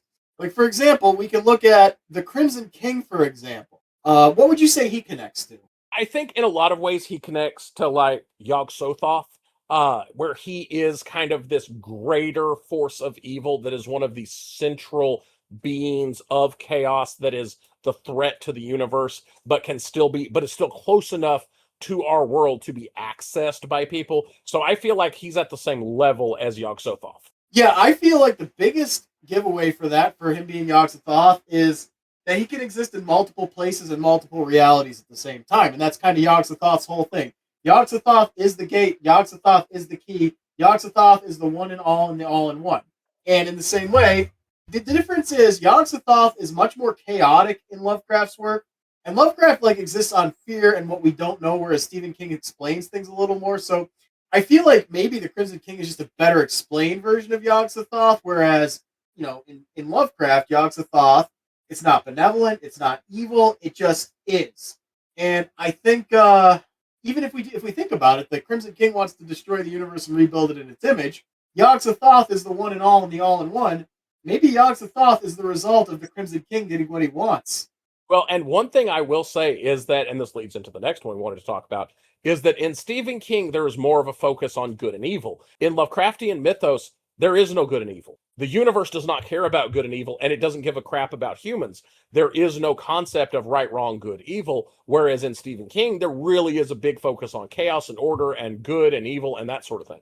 Which leads me to the other comparison, where in Stephen King, we have Gon, the creator of everything, which is generally depicted as a benevolent creator insofar as it goes, whereas the equivalent to that in Lovecraft is Azathoth, which is often called the blind idiot god. So it's a much more, if not malevolent, at least neutral and uncaring god, whereas Gon is depicted as a little more benevolent. Yeah, the thing about Azathoth is just that he really is, he's not good, he seems evil to us. And that's the whole shtick behind Lovecraft is these things seem like monsters and evil things and demons to us, but they're really not. They're just too big for us to understand.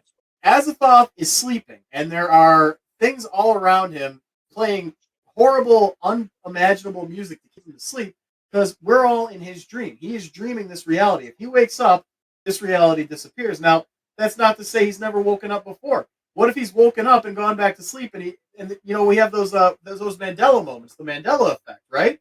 What if that's him waking up and going back to sleep and dreaming it slightly differently? Which I love that connection. We need to do a Lovecraft episode. We're going to do a Lovecraft episode very soon. Absolutely. Now, we're going to mention another one, and I am going to very carefully pronounce this word in a certain way. Which again is very relevant to our discussion of it and Welcome to Derry. because it does have a connection to a Lovecraftian entity, which we're going to refer to as Shub-Niggurath, and we're going to pronounce it that way very carefully, because it's pronounced a little differently in Lovecraft, and I'm not saying that he meant it in a bad way, but we do know what he named his cat, so we're going to be careful. Hold on. Are you kidding me? Did you just say you don't know if Lovecraft meant it in a bad way when it comes to racism? Of course you know he did. In this instant, yeah, usually he did. We know what the man named his cat. By the way, if you don't know what he named his cat, feel free to look it up. We will not be discussing the name of Lovecraft's cat on this podcast. No. I will say, possibly in defense of this entity, Shub, that I won't bother saying it again, is the black goat of the woods with 1,000 young and represents kind of dark fecundity.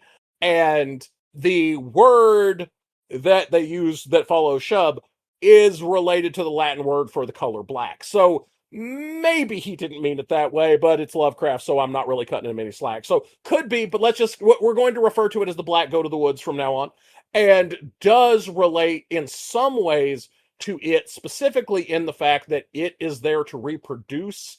And so there is that somewhat connection, because the black goat of the woods is all about reproduction.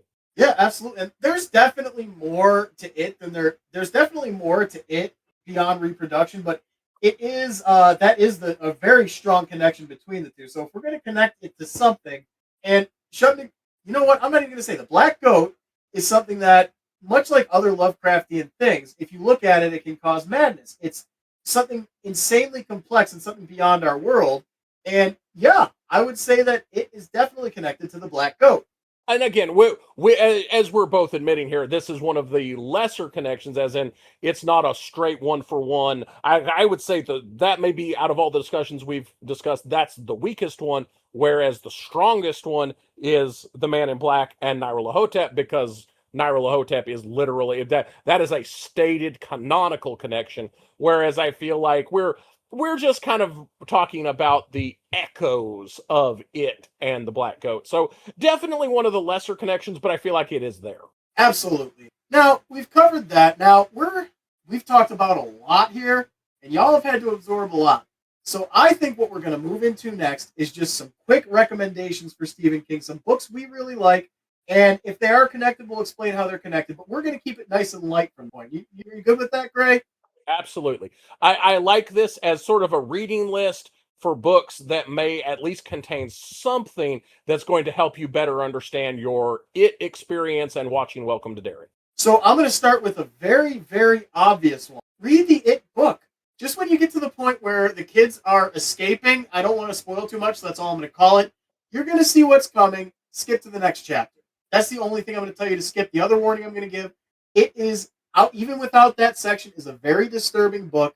It is by far, in my opinion, his most upsetting book aside from The Jaunt. So be careful, but do check it out. I will say that this is just personally my opinion. This doesn't even represent the opinion of the podcast, but just me personally. I feel like Stephen King's books, if you are of a delicate constitution, maybe give them a skip, because a lot of his stuff is very intentionally meant to be disturbing.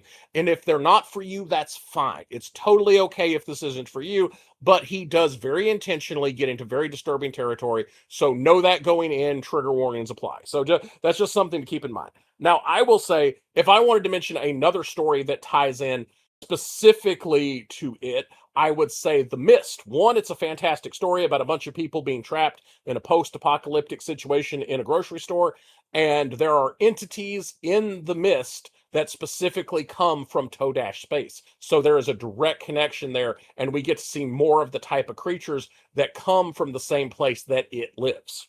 Absolutely. And, we already talked about Insomnia, so I'm going to gloss over that. You just talked about The Mist. We talked about Dr. Sleep. I'm sorry, I'm just kind of rapid firing the ones we already talked about. The Shining, of course. Now, The Stand. The Stand is another important book because A, it's another appearance of Randall Flagg. It's a connection. And two, the characters from the Dark Tower actually briefly visit that universe, I want to say, in the 5th book. So that's an interesting one to check out. I will say that The Stand is less important to it specifically, but more important than any of the rest of them to Stephen King in general. So while The Stand is maybe not required reading if you're just focused on it is required reading if you're going to be reading The Dark Tower and all the other Stephen King stuff.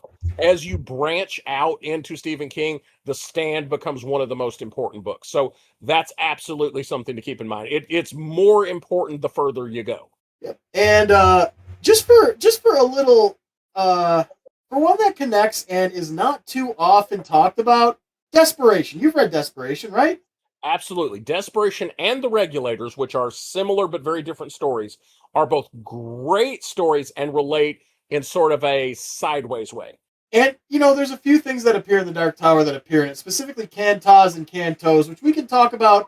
We kind of want to do a Stephen King bestiary episode, so we'll save that for that. But I also see we have The Talisman on the list, and admittedly, I hate to admit it, I've never read that one, so I'll just let you take it away on that, Gray. Well, actually, I'm going to talk about The Talisman and Lisi's story both. And there's a couple of others, like one of his newer ones that we could talk about called Fairy Tale. But I want to talk about The Talisman and these other stories that are essentially about a character who is moving from our reality to another reality. In The Talisman, we have a character who moves from our reality to a place called the Territories. In Lisi's story, we have a character who moves from our world to a place called Booyah Moon. We have these type of characters who do this transition into these other places, and that's a really great way of seeing the levels of the tower. So it's not directly related to it or the Dark Tower, except that it shows you what it looks like to experience different levels of the tower differently. Now, I will say that Talisman is kind of important because it introduces an idea called twinners. Because the people in our world and the people in the area called the Territories, which is kind of a fantasy world that is very like where Roland comes from, by the way, except it's a little more medieval than Roland's place, although could be argued that it's a little bit like Roland's world was before it moved on. But we see twinners where we have the person from our world and the person from that world, where they are similar in some ways and they are that world's version of the person from our world. And we see that expressed through Randall Flagg and kind of all of Randall Flagg's twinners, who are him expressed through different worlds. And we see that happen in a bunch of different places. Again, and actually going back to the two books you were talking about with Desperation and Regulators, we have different characters who are twinners in those two books. So just that idea is kind of initiated in The Talisman. So that's a good place to start reading too. Absolutely. And I want to say it was The Black House. Have you read The Black House? I started but have not finished The Black House, which is, for everyone who doesn't know, is the sequel to Talisman. Now, I can't remember if it was Black House or Talisman, maybe something else, but a character named Patrick Danville appears, who reappears again in the Dark Tower and is a prisoner of Dandolo. So I just wanted to bring that up. Absolutely. And I don't want to say what he does because it's very important to the plot of the book, but he is a painter who has the abilities to kind of alter reality with his painting, which connects us to a story called Doomakey, because we have another character named Edgar who has similar abilities. And I'm going to stop there because this is going to end up being 18 hours long if I keep talking. I want to do one quick fun question before we go into our wrap up that you didn't know we were going to do this. So everyone, listeners, this is actually me getting Hatter back for putting me on the spot. So as a wrap up at the end, Hatter, what do you consider the most underrated Stephen King story? A story that you would tell someone, go read this story. It's amazing, and you probably wouldn't have heard it or ever read it if I didn't tell you to go read it. What is your most underrated Stephen King story? There's a few of them. The first one that comes to my mind, because when it came out, nobody really liked it. People were just like kind of lukewarm on it at best. But I feel it was a really good slow burn story. It was really got us into the characters. The horror builds up slowly, but you feel it as it grows. And I kind of already gave it away. I just talked about it. Doomakey. Oh, and I agree so much. Doomakey is amazing. I also agree it's kind of like underrated. I love Doomakey. It really resonates with me because as a lot of my listeners know, possibly not from this podcast, but from my channel, which is the Gray Matters blog, in case anyone ever wants to check me out on TikTok or any of the other places. But My wife is disabled, and so we have gone on a lot of that same journey that he goes on for recovering from being disabled. So it really resonated with me and a lot of the stuff he has to go through. So I love that book. So that is a fantastic pick. Now, my pick for most underrated story is also my wife's favorite story. It's maybe not my favorite Stephen King story, but I do feel it's my favorite underrated one, which is Bag of Bones, which is a classic haunted house story about a man who loses his wife, and it is so good. It made me want to go out and buy a bunch of fridge magnets. Fridge magnets factor heavily into this, and the whole knock once for yes, twice for no. It's beautifully handled. It is a almost perfect haunting story done by Stephen King, and it's just so good. Yeah, I would agree. That's another good underrated one. And I'm also just going to briefly mention, I know I mentioned it earlier, but The Jaunt. Seriously, if you've not read The Jaunt, I kind of gave the whole story during the podcast, but it's still very much worth reading. That one is one of the few that really got me. But I think for now, we've said quite a lot, and we got to kind of let people chew on this. We're going to have more Stephen King episodes because despite everything we've said here and going on for 2+ hours, there is still infinitely more to say. Absolutely. And so we will definitely be talking more about Stephen King. Stay tuned for more of that. We'll probably be coming back to talk about Stephen King villains, this more about the Stephen King multiverse, more about specifically it, and giving you some more of our thoughts on actually Welcome to Derry as it comes out. And once the season is done, we're definitely going to have to do a retrospective and talk about everything it did, that it did right, that it did wrong, that we loved, that we hated, and everything like that. So definitely stay tuned, not only for Stephen King, we're definitely going to be talking about lots of other horror-related stuff, but definitely stay tuned for more Stephen King greatness. So if we have nothing else to add, I think we are about to hit the end of our story. We have a man dressed in black that we have to chase across the desert, so we definitely got to take some time for that. As the gunslingers, we have to follow. So we've given you a lot to chew on, folks, and we're encouraging you to chew on it for a while. Listen to it multiple times, really absorb it. And I'm not just saying that because we need the views, but we are going to have more Stephen King for you, and if you like this, you're going to love what's coming up in the future. Until then, I'm Hatter. And I'm Gray, and this has been the Liminal Radio, the station between stations, and thank you for joining us.